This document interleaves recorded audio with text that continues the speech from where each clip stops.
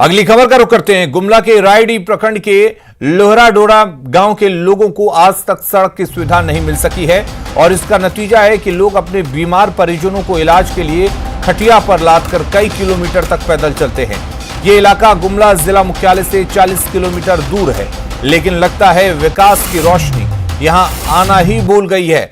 लोगों को सड़क जैसी बुनियादी सुविधा तक नहीं मिल पा रही है। इधर इन तस्वीरों को लेकर जब डीडीसी से बात की गई तो उन्होंने इस गांव में जल्द ही सड़क बनवाने का आश्वासन दिया है। यहाँ की जो भौगोलिक क्षेत्र है, पहाड़ी इलाके हैं, कई दुर्गम पहाड़ी क्षेत्रों में स्थित हैं, तो वो बहुत अच्छे तरीके से सभी टोले नहीं हो, लेकिन विगत 14वीं वित्त आयोग के तहत और जिला से भी SCA एवं अन्य योजना जो क्रियान्वित की गई है, अधिकतर टोला जो है वो PCC रोड या किसी ग्रेड 1 रोड से संपर्क पथ से मुख्य पथ से जुड़ा हुआ है। और हमारे साथ सुशील जुड़े हुए इस खबर पर ज्यादा जानकारी के लिए। सुशील, वाकई बहुत ही चौंकाने वाली और हैरान करने वाली बात है। आखिर क्या वजह है कि इस गांव तक अभी तक सड़क तक नहीं नसीब हुई है इस गांव के लोगों को? और तस्वीरों में हम साफ देख पा रहे हैं किस तरीके से खाट पर लादकर मरीज को अस्पताल ले जाया जा रहा है। अली, मैं आपको स्पष्ट बता दूं कि ये इलाका पूरी तरह से आदिवासी बहुल इलाका है, जहां पर आदिवासी समाज के लोग रहते हैं। और खासकर इन इलाकों में जब लोग कोई बीमार पड़ जाते हैं तो उनको लाने के लिए जो परिस्थितियां बनती है वो स्पष्ट हम अपनी तस्वीरों में दिखा रहे हैं लोगों को। और कहीं ना कहीं सरकार के सामने ये दृश्य दिखाकर ये साबित किया जा रहा है कि आज भी सरकार जो विकास के लंबे चौड़े दावे करती है, आज भी उन लोगों तक विकास का किरण नहीं पहुंच पाया है कि जो निश्चित रूप से उस उम्मीद में बैठे हुए हैं कि शायद सरकार का दृष्टिकोण उनके ऊपर पड़ेगा और उनके इलाके के विकास होगी। अलीम, आप इस बात को समझ सकते हैं कि प्रशासनिक पदाधिकारियों की टीम भी वहां पर कभी नहीं जाती है, क्योंकि जाने का रास्ता नहीं बन पाया है।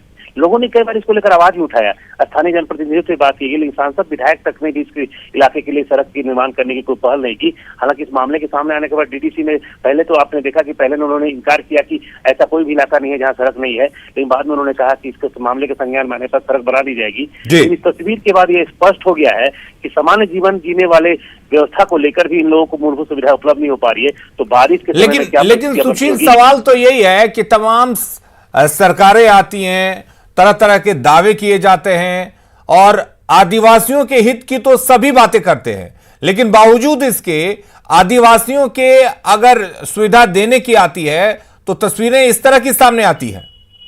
अली, निश्चित रूप से आपने जो सवाल खड़ा किया बहुत बड़ा सवाल है, क्योंकि झारखंड की स्थापना के पीछे भी मकसद यही था, क्योंकि बिहार से दूर होने के कारण इस इलाके का विकास नहीं हो पाता था। खास करके आदिवासी समुदाय का जो विकास है वो नहीं हो पाता था। उसको लेकर यहाँ पर कहीं ना कहीं झारखंड अलग राज्य की बात हुई और झारखंड अलग राज्य भी बना। लेकिन झारखंड अलग राज्य बनने के 20 साल से अधिक समय बीत जाने के बाद भी इस तरह का तस्वीर आना निश्चित रूप से उन तमाम सरकारों के लिए कहीं ना कहीं तमाचा है, जिन्हें अभी तक झारखंड की सत्ता पर बैठकर और कहीं ना कहीं बेहतर शासन देने का दावा किया है। अली, सबसे बड़ी बात यह है कि इस इलाके में जब हमने लोगों से बात किया तो लोगों ने कहा कि वोट के समय तो लोग आते हैं, नेता से लेकर पदाधिकारी भी आते हैं कि वोटिंग करना है, लेकिन उसके बाद वो सभी लोग चले जाते हैं, ना तो उनकी कोई शुद्धि लेता है और ना ही इस इलाके में सड़क निर्माण की कोई पहल शुरू हुई। जी अलीम, चलिए, बहुत बहुत शुक्रिया सुशील। उम्मीद करते हैं कि न्यूज़ 18 पर इस खबर को दिखाए जाने के बाद से इन परिवारों को सड़क की सुविधाएं और जो अन्य मूलभूत सुविधाएं होती हैं वो जरूर मिलेंगी। चतरा के सिमरिया में छात्रों की सुविधा के लिए करोड़ों की लागत से छात्रावास बनाया जा रहा है, लेकिन 8 साल बीतने के बाद भी ये अब तक पूरा नहीं हो सका है। आज हालात ये हैं कि आधा अधूरा छात्रावास अब अपराधियों की शरण स्थली बन चुका है। कल्याण विभाग की ओर से बांसवाड़ी स्थित परियोजना बालिका हाई स्कूल कैंपस में इसका निर्माण कराया जा रहा है, लेकिन पिछले 5 साल से इस हॉस्टल में एक ईंट तक नहीं जोड़ी गई है। स्थानीय लोगों ने इस निर्माण में करप्शन का आरोप लगाया। वहीं बीडीओ ने अब तक अधूरे पड़े निर्माण की जांच का भरोसा दिया है। यह छात्रावास जो है वह कई सरकार आए और कई सरकार चले गए, लेकिन यह अधूरा पड़ा हुआ है। इस छात्रावास का राशि निकाल करके ठेकेदारों बंदर बाट करके खा गए हैं और यह छात्रावास जैसे के तैसे पड़ा हुआ है, जिससे यहाँ पढ़ने वाली बच्चियों को काफी परेशानियों का सामना करना पड़ रहा है। तो सरकार से मांग करते हैं कि उन संवेदकों पर जल्द कार्रवाई करे और उस छात्रावास का निर्माण करे, क्योंकि सुदूरवर्ती गांवों से बच्ची यहाँ पढ़ने आती है जिनको रहने में असुविधा होता है। वो दूर दराज से असुरक्षित महसूस करती है, क्योंकि जंगली एरिया भी है और वहाँ से प्रतिदिन उनको आना कहीं न कहीं कभी न कभी दुर्घटना का शिकार हो सकते हैं। अभी तो जांच का विषय है, क्योंकि हमारे संज्ञान में भी है नहीं। वो बीओस में बात करूंगा इस विषय में। अगर वैसा कोई छात्रावास है जो बन के तैयार है और इसमें छात्राएं नहीं रह रही हैं, तो इसके कारणों का पता लगाया जाएगा। जमशेदपुर शहर में कोरोना संक्रमण को रोकने के लिए बड़े बड़े मॉल के साथ फुटपाथी दुकानदारों पर भी कार्रवाई की जा रही है। कोरोना की रफ्तार रोकने के लिए नियमों की अनदेखी पर जुर्माने के साथ दुकानों को सील किया जा रहा है। वहीं साकची मंगला मार्केट को खाली जगह आम बागान में लगाने का निर्देश दिया गया है, लेकिन यहां के दुकानदार प्रशासन के आदेशों को ठेंगा दिखा रहे हैं। साकची मंगला का मार्केट का जायजा लिया संवाददाता आशीष तिवारी ने। दिल्ली समेत अन्य राज्यों में कोरोना ने दोबारा अपना पैर पसार लिया है, जिसको लेकर जमशेदपुर में जिला प्रशासन पूरे शहर में हाई अलर्ट किया है। और आपको मैं नज़ारा दिखाना चाहूँगा जमशेदपुर शहर का। आप देख सकते हैं कि मैं अभी साकची मंगला मार्केट में मौजूद हूँ, जहाँ जिला प्रशासन द्वारा लगातार जो है लोगों से अपील की जा रही है, क्योंकि कोरोना जो है वो दोबारा अपना पैर ना पसारे। क्योंकि तीज त्यौहार जो था, पर्व था, तो बड़ी संख्या में लोग जो है अन्य राज्यों गए थे, अन्य राज्यों से आए हैं यहाँ पे, जिसको लेकर जिला प्रशासन बार बार लोगों से यही अपील कर रहा है कि कोरोना दोबारा ना फैले, उसको लेकर लोग जागरूक रहे। मगर बावजूद जो है मैं आम बागान साकची में दिखाना चाहूँगा कि जहाँ ये मंगला मार्केट लगता था, जिला प्रशासन ने कल खुद यहाँ उपायुक्त और एसएसपी समेत कई आला अधिकारी यहाँ पहुँचे थे और सभी दुकानदारों को खाली जगहों पर आम बागान में लगाने का दिशा निर्देश दिया था। बावजूद जो है कई दुकानदार जो है लापरवाही कर रहे हैं और वहाँ भीड़ भाड़ फिर से साकची मंगला मार्केट में हो रहा है। मगर बता दूं कि कई दुकानदार जो है उनका साफ तौर पर कहना है कि रोजगार जो है उनका नहीं हो पा रहा है और यहीं मुझे दुकानदारी करने दिया जाए और हम जो कोरोना के सभी नियम है वो पालन करेंगे, मास्क पहनेंगे, सोशल डिस्टेंस का पालन करेंगे। और क्योंकि आम बागान जो खाली मैदान है वहाँ लोग नहीं पहुँचते हैं, जिससे इनकी दुकानदारी नहीं हो पाएगी, रोजी रोटी जो है वो नहीं हो पाएगी। हम कुछ दुकानदारों से भी बात करेंगे कि जिला प्रशासन ने जो दिशा निर्देश दिया था उसके बाद आप क्या कहना चाहेंगे भैया? जाहिर सी बात है, गरीब आदमी कहाँ जाएगा।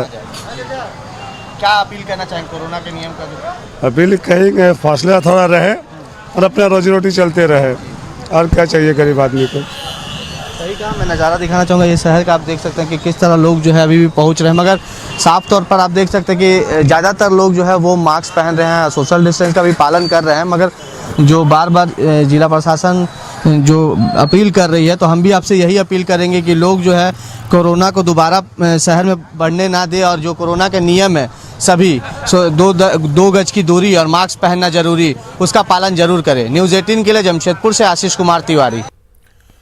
हटिया पावर ग्रिड में ट्रांसफार्मर अपग्रेडेशन की वजह से रांची सहित आसपास के इलाकों में बिजली की आंख मिचौली कई दिनों तक जारी रह सकती है।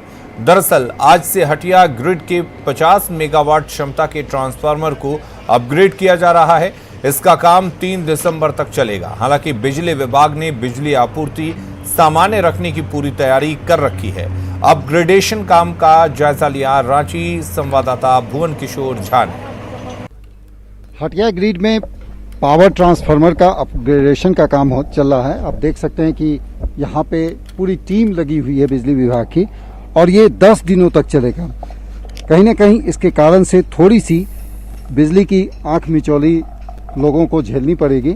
हालांकि जो बिजली विभाग की टीम है वो पूरी तरह से वैकल्पिक व्यवस्था करके निर्बाध बिजली आपूर्ति की उपलब्धता देने की कोशिश कर रहे हैं। हालांकि हम जानते हैं इनसे जो क्या वैकल्पिक क्या व्यवस्था की गई है। अल्टरनेटिव सोर्स हम लोग दिए हैं जिसमें कोई आपको दिक्कत नहीं होगा। ये किस तरह से काम चल रहा है, क्या एक्चुअली इसका पुराना सिस्टम है, आप देख ही रहे हैं उधर में ब्रेकर और सिटी, तो उसको रिप्लेस करेंगे हम लोग, ठीक है। और इसका ट्रांसफार्मर पुराना है, इसका थोड़ा लीकेज है और ये फुल लोड में ऑल टाइम चलता है, तो इसके लिए इसको थोड़ा रिपेयरिंग करना है लीकेज को और फिल्ट्रेशन करना है इसको। इस काम के लिए हमको 10 डेज चाहिए। अच्छा, ये कब तक चलेगा? जितना जल्दी हो आप हैंड ओवर करेंगे। टारगेट है 10 डेज। हाँ। ये ट्रांसफार्मर जो है वो इससे कहाँ कहाँ बिजली सप्लाई होती है? ये तो पूरा सिटी में ही है पावर, ठीक है ना। इफेक्टेड नहीं है, अरेंज हुआ है। हाँ। कुछ रूरल एरिया रूरल हो सकता है थोड़ा 2-3 मेगावाट का डिस्टर्बेंस, लेकिन ऑल्टरनेटिव वो भी बहुत जल्दी उसका राज्य सरकार से हम लोग अनुमति लेके उसका भी शुरू करेंगे। नवंबर माह से देवघर एयरपोर्ट से किसी भी तरह का उड़ान की सेवा शुरू नहीं होने जा रही है। अभी भी यहाँ पे कई मूलभूत काम बाकी हैं। अगर हम बात करें तो देवघर सातर रोड का अप्रोच जो देवघर सातर रोड है इसको बंद करना है, यानी पूर्णतः इसको बंद करना है, ताकि ये रोड जो है डायरेक्ट रनवे की ओर जाता है। ये रनवे है, ये रनवे की ओर जाता है और इस रोड को बंद करना अति आवश्यक। जब तक ये रोड बंद नहीं होगा तब तक यहाँ उड़ान सेवा शुरू नहीं हो पाएगी। खासकर और दूसरी बात है कि जो यहाँ टर्मिनल है, टर्मिनल का काम भी बंद है, क्योंकि अप्रोच रोड का अधिग्रहण नहीं हो पाया है और अप्रोच रोड का निर्माण नहीं हो पाया, जिसके कारण यहाँ से यात्रियों के आवागमन किस प्रकार से होगी, ये भी एक सवाल है। और तीसरी बात, बिजली की व्यवस्था नहीं हो पाई है यहाँ पर। जब तक ये तीनों काम नहीं होता है पूर्ण रूप से शुरू, चाहे तब तक यहाँ देवघर एयरपोर्ट से उड़ान सेवा नहीं हुई। यानी कि कुल मिलाकर कहा जाए, जो घोषणा थी कि नवंबर में यहाँ से देवघर एयरपोर्ट से उड़ान सेवा शुरू हो जाएगी, उसके लिए अभी कुछ और दिन इंतजार करना पड़ेगा। ऋतुराज सिन्हा, न्यूज़ 18, देवघर। ओडिशा सरकार ने कुछ अनोखा किया है। इसने फेकल कीचड़ और सेप्टेज प्रबंधन के लिए एक व्यापक प्लान बनाया है। महिलाओं और ट्रांसजेंडर स्वर्ण सहायता समूहों को संपूर्ण मूल्य श्रृंखला का एक अभिन्न अंग बनाया है। अब तक मल मिट्टी प्रबंधन कार्य हमेशा पुरुषों द्वारा नियंत्रित किया जाता रहा है।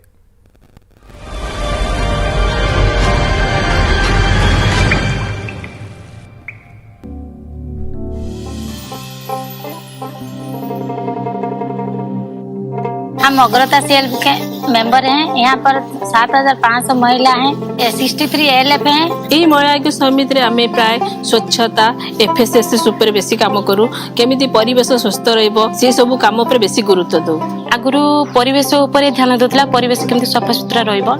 वर्तमान एखना मल परिचालन विषय ध्यान दउछु। In this area, we have allowed the women self-help groups to come in a big way. All the value chain of the waste management is now the domain of women in the state of Odisha.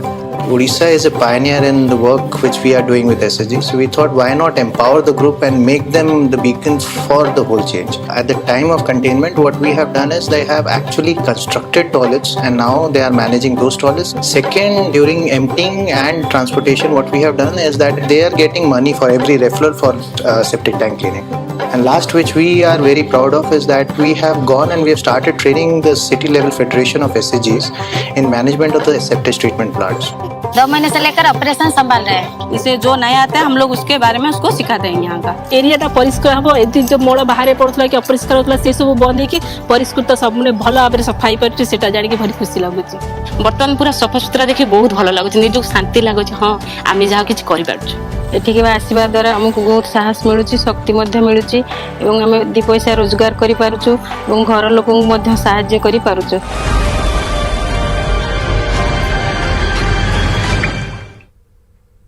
खबरें लगातार जारी रहेंगी। आप बने रहिए news 18 Bihar Jharkhand के साथ।